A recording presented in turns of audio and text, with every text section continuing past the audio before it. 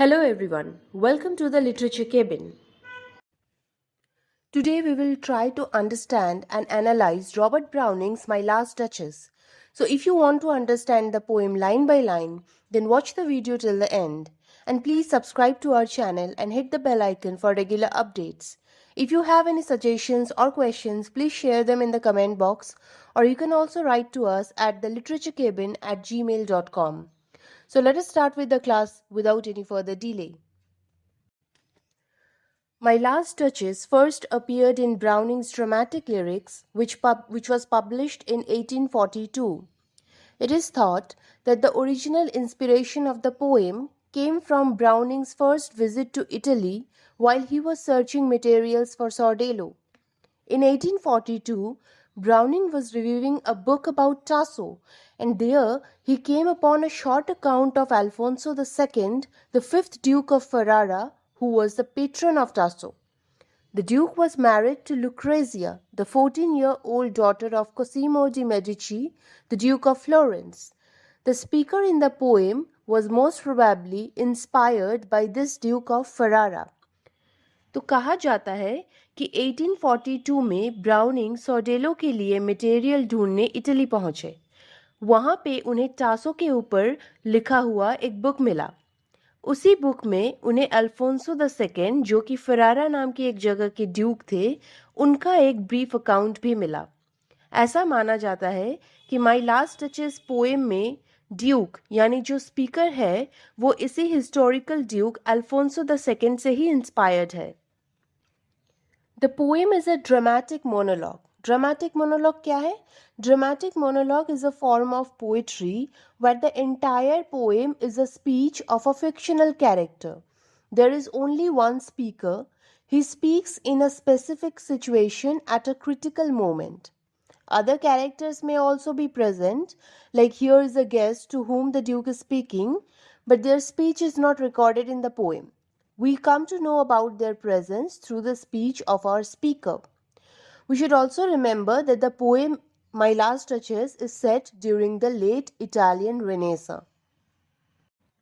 Now let us start with the text. Ferrara.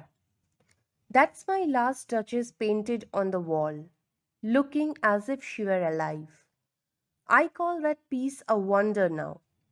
Fra Pandolf's hands worked busily a day, and there she stands. तो here the speaker is the Duke of Ferrara. Ferrara Italy का एक province है जो Renaissance के समय में बहुत popular था अपने कल्चर के लिए. Here the Duke is talking to a guest who is an emissary of his prospective second wife. He draws the attention of the guest to a painting which is hanging on the wall. The painting is of the Duke's former wife, the Duchess of Ferrara, who has died recently. तो Duke जो कि speaker है वो एक guest से बात कर रहे हैं. ये गेस्ट कौन है? ये एक एमिसरी है जो ड्यूक के दूसरे शादी को लेकर बात करने के लिए आए हैं, क्योंकि ड्यूक की जो फॉर्मर डचेस है, फॉर्मर वाइफ है, वो गुजर चुकी है. तो ड्यूक उन्हें इस गेस्ट को इंटरटेन कर रहे हैं और अपना घर घुमा के दिखा रहे हैं. तभी वो इस गेस्ट का अटेंशन ड्रॉ करेंगे एक पेंटिंग की तरफ. और ये पेंटिंग किसकी है? ये पेंटिंग ड्यूक की, जो फॉर्मर डचेस है, उनकी पेंटिंग है. So look at the words as if she were alive, which means that she is no longer alive. Fra Pandolf is the artist who has made the painting. He is a fictional artist. So the Duke is asking the guest to look at the painting of his dead wife. Here what strikes us is the Renaissance fascination with paintings. So from the first few lines we know that the Duke is entertaining an emissary who has come to negotiate the Duke's marriage to another powerful family, as the Duke's former wife is already dead.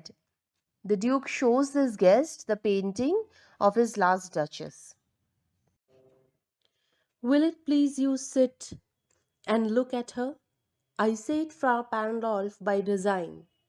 For never read strangers like you that pictured countenance, the depth and passion of its earnest glance, but to myself they turned, since none puts by the curtain I have drawn for you but I.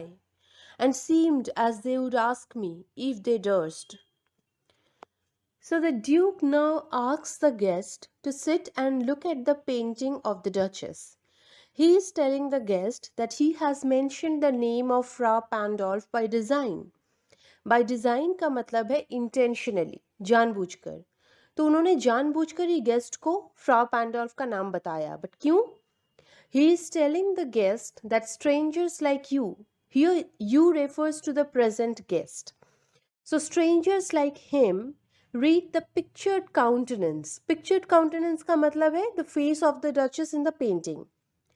So the strangers look at the face of the Duchess, which has a deep, passionate glance in the painting, and they turn to the Duke because the Duke is the one who always removes the curtain and reveals the painting. तो duke ही हमेशा curtain हटाकर उन्हें painting show करते हैं, इसीलिए they turn to the duke as if they would start asking questions only if they durst. If they durst का मतलब है only if they dared. So they turn to the Duke to ask questions about the painting only if they have the courage, because the Duke is an extremely powerful man. How such a glance came there? So not the first are you to turn and ask thus. Sir, it was not her husband's presence only called that spot of joy into the Duchess's cheek. Perhaps Frau Pandolf chanced to say, her mantle laughs over my lady's wrist too much, or paint much must never hope to reproduce the faint half flush that dies along her throat. So the visitors turn to the Duke, and if they dare, they ask questions. And what questions do they ask? They ask how such a glance came there. That means how such an expression came into her face in the painting.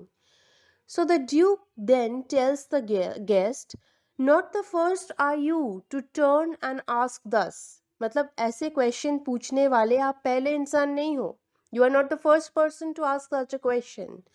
Then the Duke goes on to say that, sir, it was not her husband's presence only called that spot of joy into the Duchess's cheek, which means that it was not only the Duke's presence that caused blush and joy on the cheeks of the Duchess in the painting. He suggests that perhaps Frau Pandolf happened to compliment her by saying things like, her mantle laps over my lady's wrist too much, which means perhaps that Frau Pandolf complimented her by saying that the shawl drapes over her wrist too much, or paint must never hope to reproduce the faint half flush that dies along her throat, which means that paint can never recreate the half blush that is fading away on her beautiful throat. So the Duke is saying कि it is not her husband's presence that caused her to blush.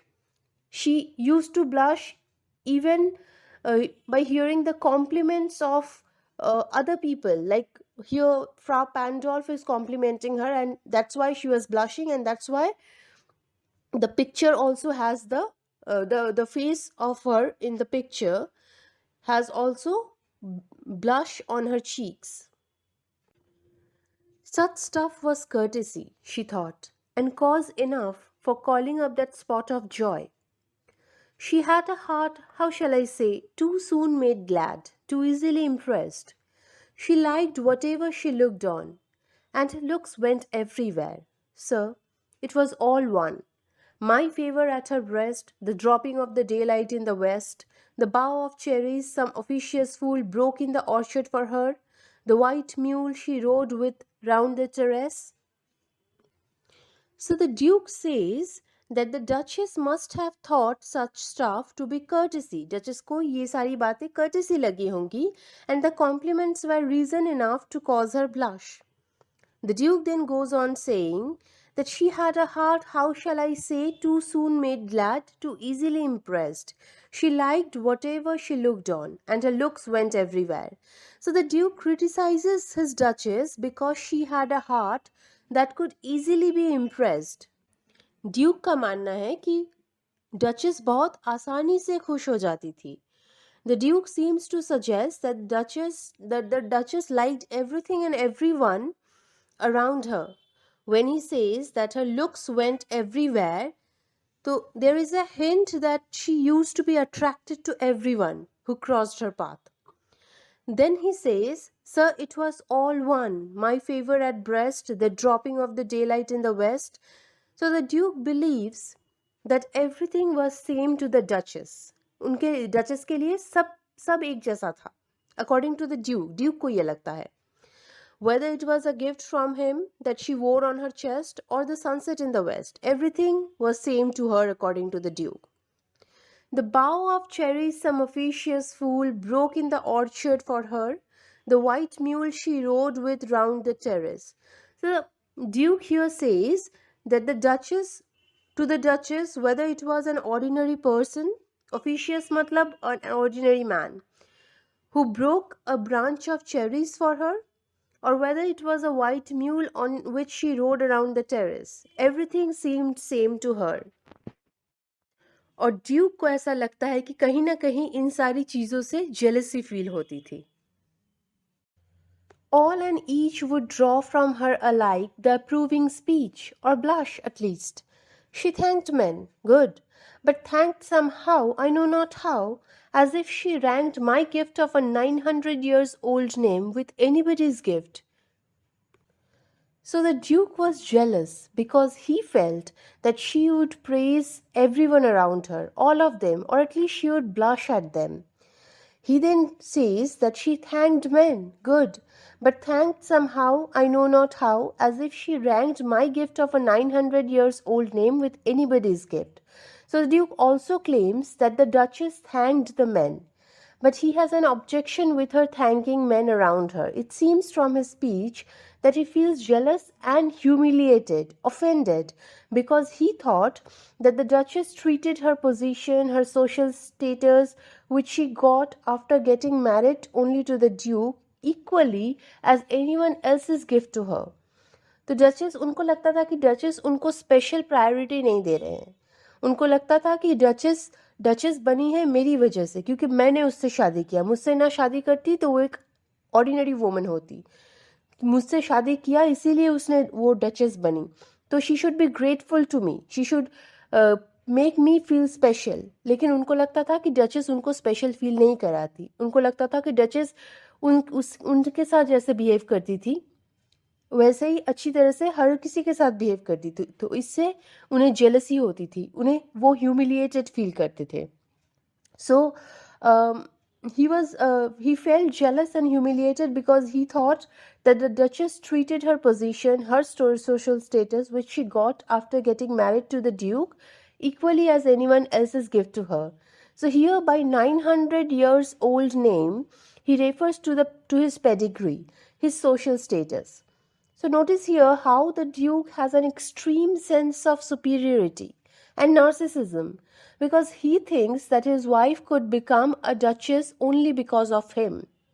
So it's a gift that he has given her by marrying her. Otherwise, she would have been an ordinary woman. And it is because of him that she is a duchess now. So according to him, she should respect and value him the most. So, who would stoop to blame this sort of trifling? Here, stoop means to lose dignity. The Duke asks who would want to lose his dignity by asking question about one's behavior. He says, even had you skill in speech, which I have not, to make your will quite clear to such an one and say, just this or that in you disgusts me, here you miss or there exceed the mark, and if she let herself be lessoned so, not plainly set her wits to yours, forsooth, and made excuse, even then would be some stooping, and I choose never to stoop. So the Duke says that even if he were good with words, which he believes that he is not, he would point out to the Duchess her mistakes and would tell her what qualities in her disgusted him the most, or would tell her where she did too little or too much. And even if the Duchess had agreed to change herself without making any excuse, even then it would be beneath his rank to confront her, and he would not lower himself thus by doing so. तो due कहना चाहते हैं कि मैं चाहता तो उसे confront कर सकता था और शायद वो मेरी बात मान भी जाती। मैं उसे कह सकता था कि तुम्हें ये चीज़ें मुझे पसंद नहीं है, तुम्हें ये बदलना चाहिए, लेकिन ड्यूक को लगता है कि ये उनके it is beneath his status to do so, ये उनके स्टेटस के खिलाफ जाना होगा। वो मतलब डच वो इतना भी लो नहीं झुक सकते कि वो अपने वाइफ को क्वेश्चन करे। उनको लगता है कि अपने वाइफ को अगर वो कन्फ्रंट करते तो ये उनका मतलब ये उनकी ऑनर को हानि पहुंचाता, ये उनके लिए एक ये उनके ऑनर को छोटा कर देता। Oh, sir, she smiled no doubt whenever I passed her, but who passed without much the same smile? This grew. I gave commands. Then all smiles stopped together. There she stands, as if alive. Will it please you rise? We will meet the company below then. So the Duke then reveals that she continued smiling so at others, and then one day he gave orders and stopped her smile forever. यहाँ हमें लगता है कि most probably the Duke had her killed, उन्होंने duchess का murder करवा दिया, क्योंकि डचेस हर किसी को देखकर मुस्कुराती थी और ड्यूक को इससे जेलसी होती थी। उनको लगता था कि डचेस को सिर्फ उनकी बात मानना चाहिए, डचेस को सिर्फ उन्हें देखकर स्माइल करना चाहिए, ना कि हर किसी को देखकर स्माइल करना चाहिए। तो वो इससे जेलसी फील करते थे और एक दिन उन्होंने एक कमांड दिया, और यहाँ पे वो बोल रहे हैं कि एक दिन मैंने कमांड दिया और सारी हंसी रुक गई। तो यहाँ पे हमें लगता है कि he probably got her murdered. So he murdered the duchess and now she lives only in the painting, as if alive means that she is no longer alive, that she is dead, and that is how she died. He then asks the guest, "Will it please you rise? We will meet the company below then." The Duke asks the guest to stand up and follow him downstairs to meet other guests. I repeat, the Count, your master's known munificence, is ample warrant that no just pretence of mine for dowry will be disallowed. So the Duke here mentions a Count, and the Count seems to be the master of his guest and the father of his bride to be. The Duke शायद जिनसे शादी करने वाले हैं उस bride के father को यहाँ पे वो काउंट बोलकर मेंशन कर रहे हैं, और ये जो गेस्ट है जिनके साथ वो बात कर रहे हैं वो शायद इस काउंट के ही अंडर काम करते हैं और यहाँ पे शादी की बातचीत करने आए हैं, नेक्स्ट शादी की बातचीत करने आए हैं. So the duke says that the count is so generous that no demand of dowry made by the duke will be rejected by the count.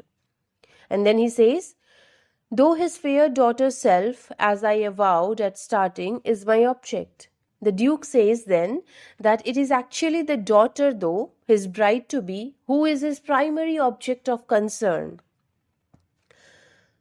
Nay, we will go together down, sir. Notice Neptune, though, taming a seahorse, thought a rarity, which claws of Innsbruck cast in bronze for me. So the Duke then tells the guest that they should go downstairs together.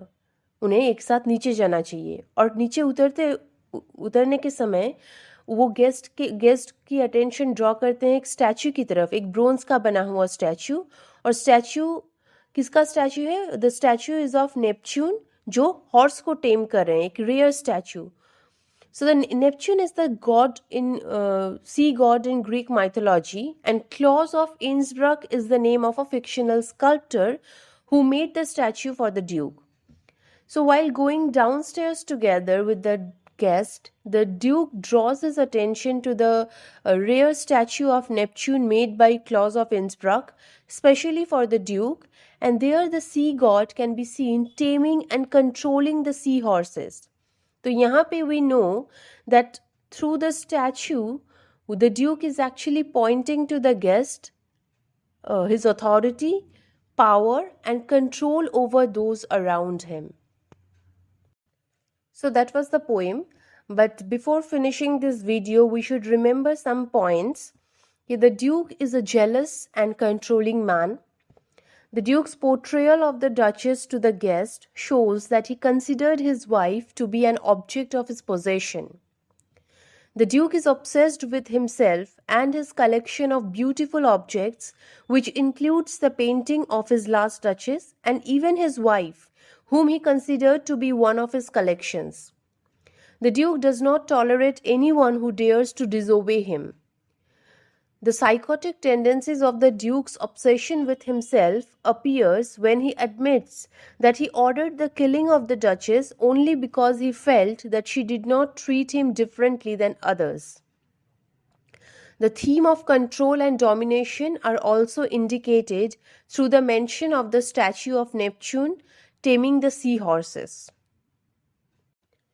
So that's it for today friends. अगर आपको ये video helpful लगा then please हमारे channel को support कीजिए, हमारे channel को subscribe कीजिए और बेल आइकन को प्रेस कीजिए ताकि आपको इंग्लिश लिटरेचर से जुड़ी वीडियोस के रेगुलर अपडेट्स मिलते रहें. Thank you for watching.